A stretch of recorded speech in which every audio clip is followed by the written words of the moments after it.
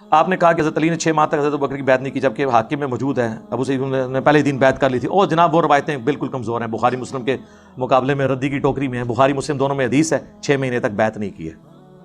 ابھی 3-4 دن پہلے طارق جمیل صاحب کا فون آیا تھا، وہ اکیڈمی کی مبارکباد دے رہے تھے، تو ان سے بھی اسی حدیث کے اوپر ڈسکشن شروع ہوئی اس حوالے سے. خیر اور باتیں چونکہ انہوں نے منع کیا ہوا، مجھے میں اوپن نہیں کرتا، مجھے ویسے ایک ذہن میں آ گیا، انہوں نے اکیڈمی کی مبارکباد دی تھی، وہ اس کی وجہ سے ذہن میں آیا.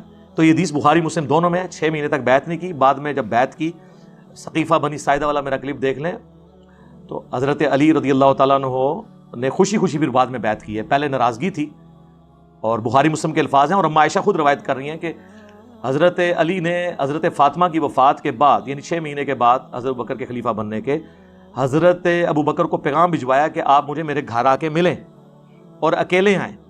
تو اما عائشہ کہتی ہیں کہ حضرت علی حضرت عمر کا ساتھ جانا پسند نہیں فرماتے تھے، کیونکہ وہ طبیعت کے ذرا تیز تھے. آپ مجھے بتائیں، ایک عام بندہ خلیفۃ المسلمین کو کہہ سکتا ہے کہ آپ میرے گھر آ کے مجھے ملو؟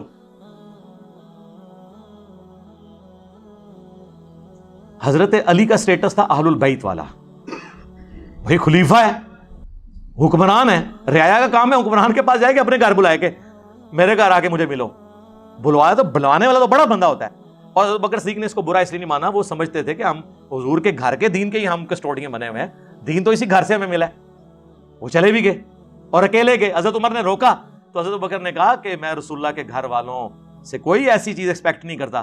ان کو خطرہ تھا کہ کوئی شیان علی میں سے کوئی نعرہ حیدری نہ پڑھ دے وہاں پہ.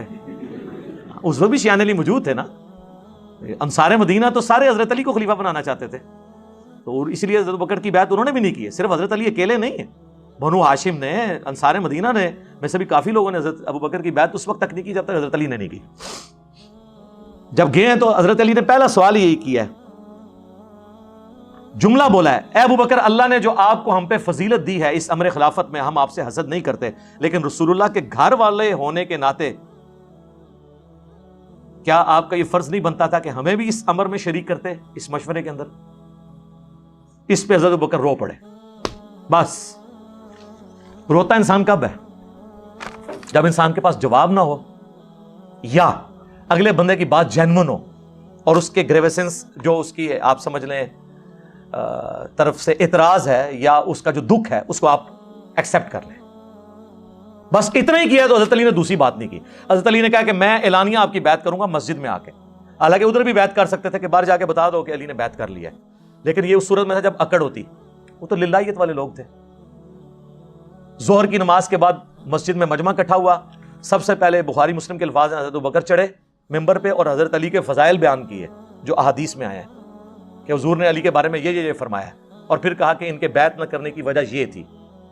پھر حضرت علی ممبر پہ چڑھے اور حضرت ابوبکر کے فضائل بیان کیے کہ رسول اللہ نے ابوبکر کے بارے میں یہ فرمایا، اور پھر کہا میں اعلانیہ بات کرتا ہوں. اور اس حدیث کے الفاظ ہیں کہ پھر مسلمان حضرت علی سے ان کے ساتھیوں سے خوش ہو گئے. یہ پوری حدیث ہے بخاری مسلم میں. تو وہ اتنا سادہ معاملہ نہیں ہے.